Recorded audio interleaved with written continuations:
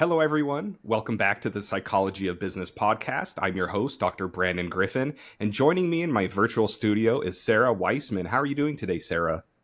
I'm doing great. Thank you so much for having me here. Well, it's great to have you here.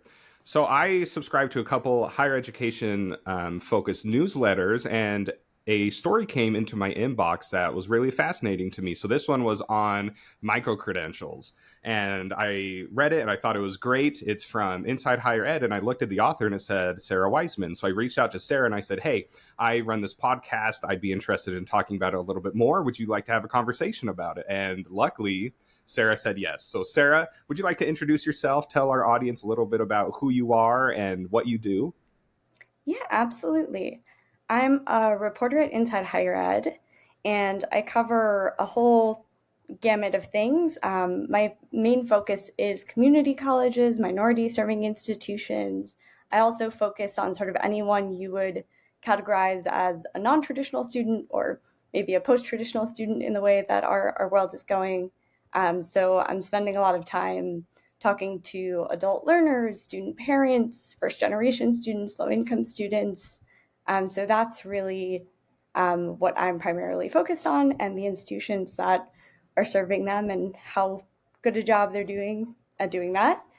And my other kind of side beat is I also cover religiously affiliated institutions and any kind of intersection between religion and higher ed. And it's a very fun job. I really love it. So, what is your background? Is it in higher education, journalism, communications? What's your academic background? Yeah, I mean, in a way, higher education journalism was a very happy accident. I knew I wanted to go into journalism for a very long time, as early as my high school newspaper days, and I went to graduate school for journalism at Columbia, and I ended up working on this sort of campus focused story while I was in journalism school. I was following around a campus chaplain, one of the first Shia Muslim campus chaplains in the United States, and writing about some of the work he was doing on sort of pluralism within his campus organization. And I ended up really loving talking to students. I was really interested in, the fact that they were making such big sort of life choices in that moment. They were in the middle of thinking about who they were and what they wanted to do. And I became really interested in sort of the structures that were supporting them in that. Um, so yeah, started with a journalism background, sort of sidled my way into the higher ed piece, and it's been a great journey. I'm glad to hear that. So, you mentioned that students, 18, 19, 20-year-old students, are making these big and often costly financial decisions that are going to impact the rest of their life. So, this is why I think people are starting to get more and more interested in micro credentials. Could you tell us what a micro credential is and how that differs from maybe the traditional education framework that we have set up in the United States? Yeah, absolutely.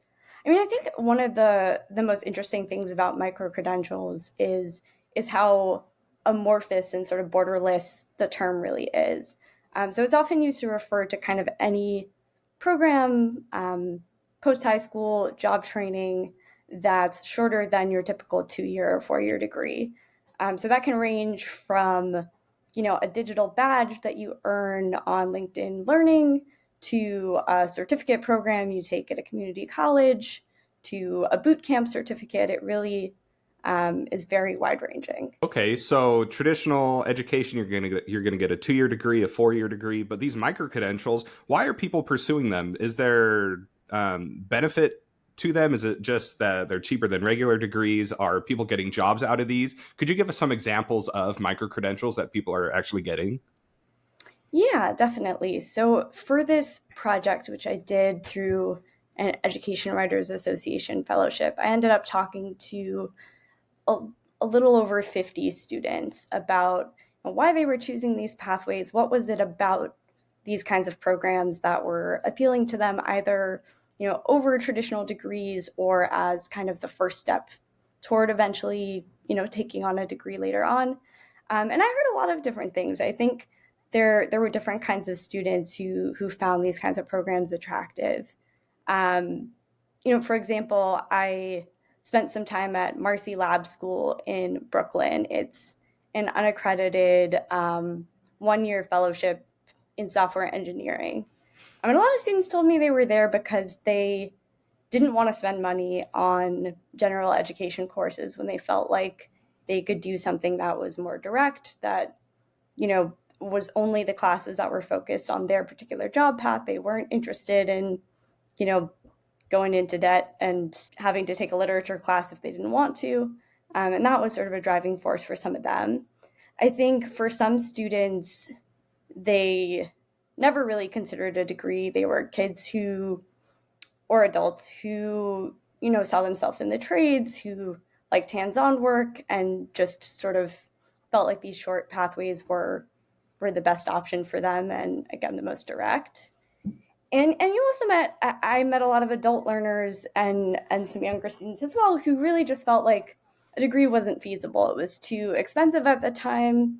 It was, they had kids, they had other responsibilities, and they couldn't imagine sort of just getting through the time it would take to do a 2-year program at that point in their life. So something that was, let's say a 9-month dental assistant certificate program.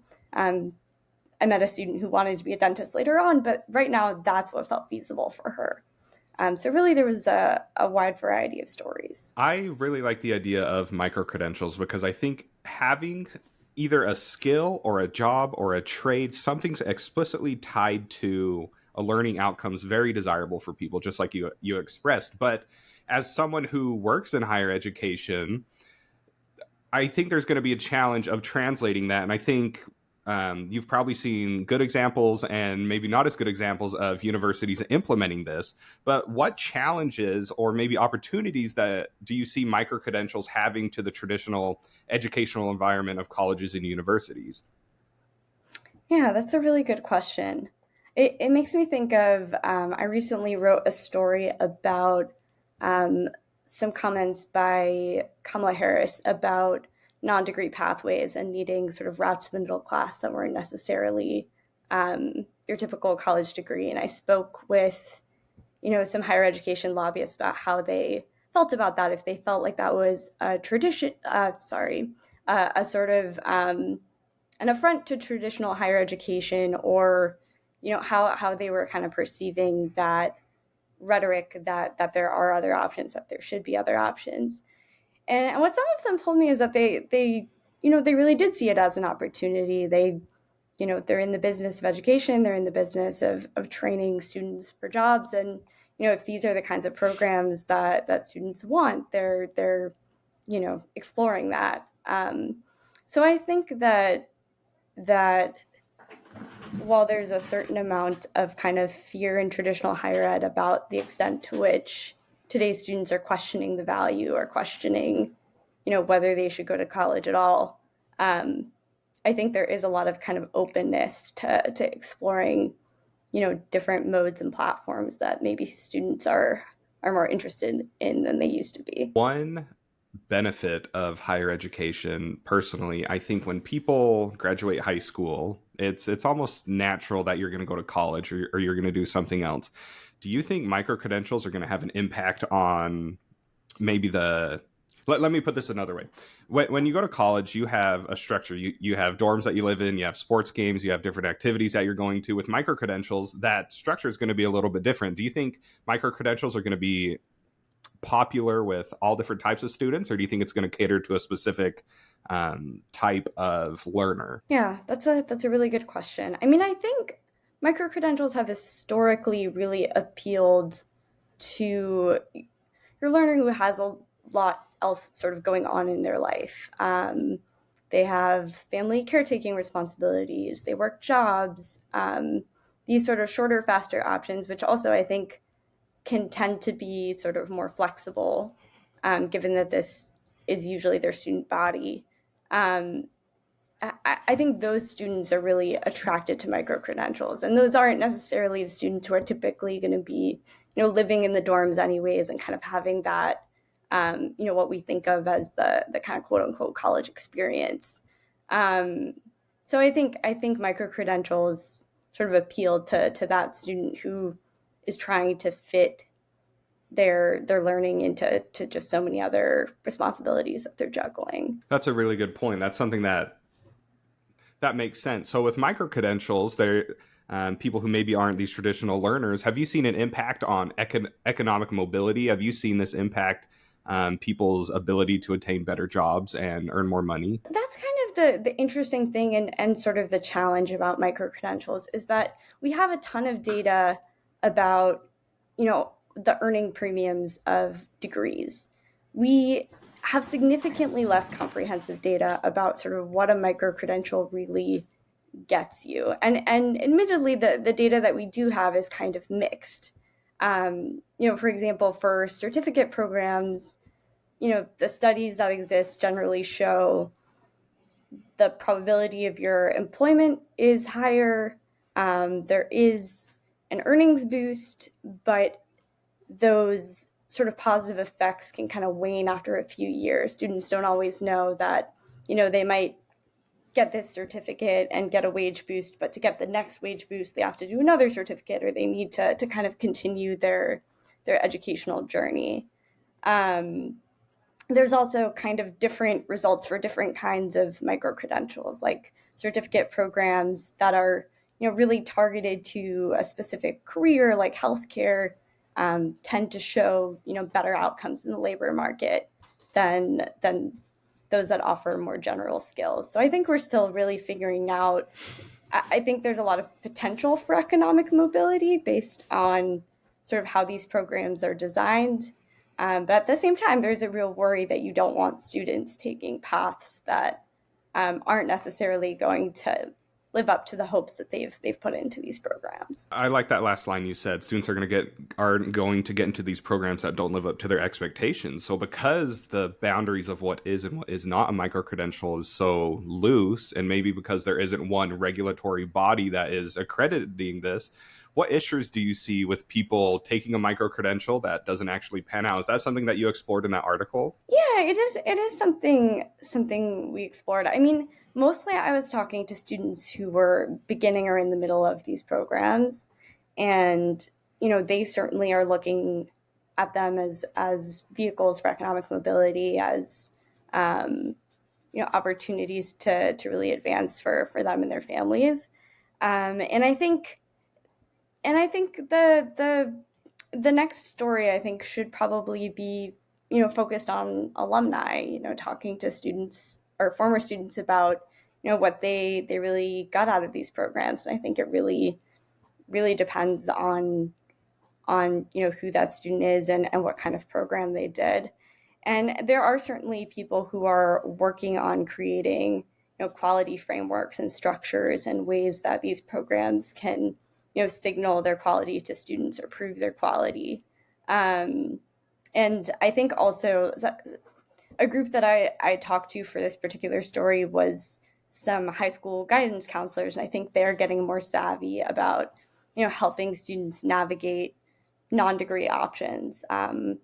Even high schools that used to really only present college as sort of the best next step are making some real efforts to sort of guide students through their choices in a more expansive way, which can be helpful.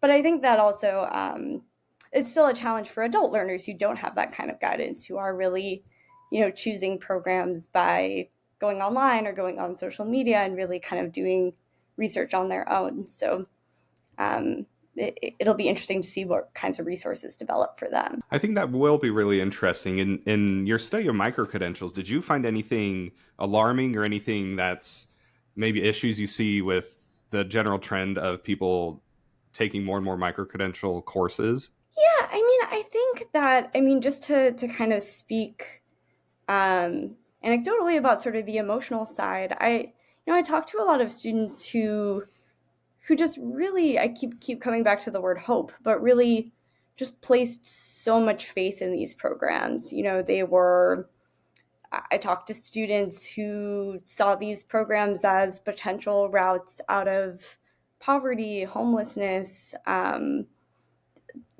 people who hope to kind of raise their kids on the salaries that they felt that they would make afterwards. Um, And yeah, and I think every time I talk to one of those students, I you're hit with the question of, is this going to pan out for them? And I think for some it will, and I think for some it won't, at least without further education. And that's something I think micro credential providers in higher ed is going to have to really reckon with. Yeah. So would a micro credential, would Harvard EDX, I think that's what their platform's called, would that count as a micro credential? Are you familiar with that? That's a good question. I'm not so familiar. Do they provide certificates or some kind I of? think I think they provide certificates. Yes, I think you can do. I think they have a lot, but you'd essentially take 3 to 4 courses. It's not through the institution or the brick and mortar Harvard, but I think they have Harvard professors, almost like a secondary type of course that they're teaching. But you pay 50, 100, sometimes a couple $100s, but you can get a certificate in data analytics or something like that. Because I'm a business professor, so a lot of my stuff reflects business. So maybe you do one in marketing, something having to do with data analytics, something to do with leadership or management. But it comes from Harvard, but it's Harvard EDX. So it almost borrows some of that prestige, but applies it to this micro credential. Yeah, I mean that definitely sounds like a micro credential, and I feel like more and more universities are starting to kind of step into that, which is interesting because I think community colleges used to be sort of the ones primarily offering these shorter programs, and I think four-year institutions kind of see that this is trending and worth their time. And have you seen more and more universities do this? Do you think more colleges and schools are going to implement this? They're going to start doing more micro credentials? Yeah, I absolutely do. I mean, I think we're starting to see that trend already. That they're starting to be more aware of these programs, think about these programs. Also, certainly an extra revenue stream. And at a time when a lot of universities are facing maybe not the Harvards of the world, but there's certainly a problem with a demographic cliff. There's less and less sort of traditional age students flowing into a lot of colleges and universities, depending on the state, and I think universities are having to be a little creative and look at other options and think about how to kind of attract students who might not have considered them before. That's a really good thing to point out. As someone who works in higher education, I think the idea of a demographic cliffs, excuse me, micro credentials, these are all things that are exciting, but they're also things that could maybe threaten our industry that we work in. And I'm not sure exactly where you stand on this, but do are, do you see micro credentials eventually taking the place of a traditional higher education? What do you think is going to happen? Is there going to be some overall shift, or is this the question that everyone's trying to answer regarding where the future of higher education is going to go? I mean, this might be the kind of traditionalist in me, but I don't think the degree is going anywhere. I think, you look at all the research, it's still kind of the surest path to a well-paying job. And even as more employers and even state governments have stopped requiring degrees, still the majority of jobs that are going to make you kind of um, let's say middle class wage are going to require a degree. I also think micro credentials aren't necessarily to the exclusion of degrees. A lot of work is going into making them stackable so that um, certificates can build on each other and eventually sort of provide credits toward a degree. And I think certainly there are students who are interested in that. They don't always know how it works, and there needs to be sort of better communication around it. But that's certainly a developing area in the field. And I think there are students who are still going to want that kind of classic, quote unquote college experience. Even as there's this move towards other things and these doubts about some of what that experience gets you. That makes me happy because I personally do think that there's value in a traditional education, but obviously, with the costs of higher education, there's obviously a lot of political conflict on what we should do about that. Whether we should go the route of loan forgiveness, whether we should go the route of, there's a lot of routes that people can take. But something that one of my good friends works on is he works on what's called occupational licensing. Have you looked at any of that with regards to micro credentials or education at all? A little bit in the process of this project, but not extensively. So his name is Dr. Noah Trudeau. He's an economist here at Troy University. I work with him, but I'm friends with him, and he publishes it's a state by state occupational licensing database, which essentially says for all the different industries, what are the different occupational licenses.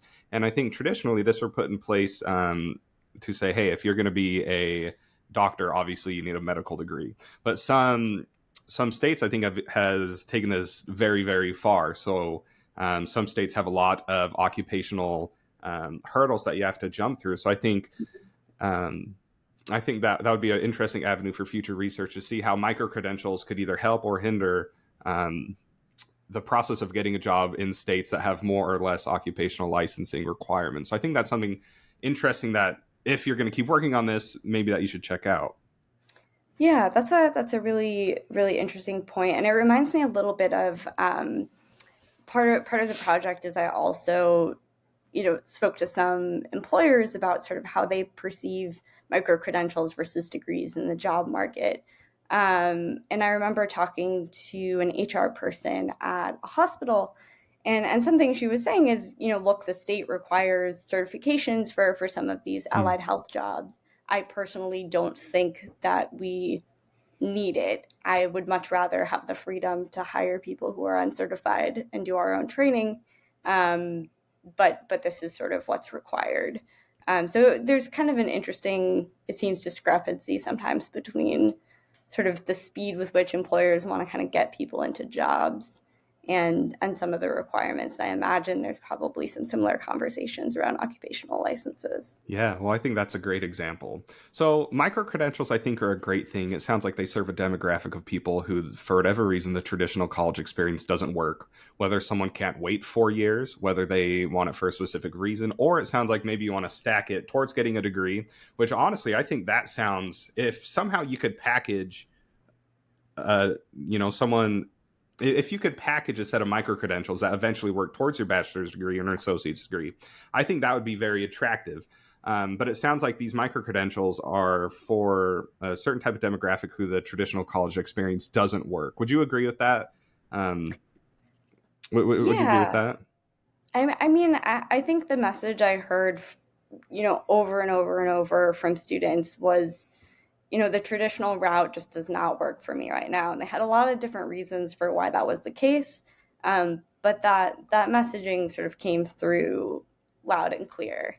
And I think, Mhm. that raises some interesting questions for higher ed. Maybe there's ways that sort of the traditional routes could be better serving some of these students.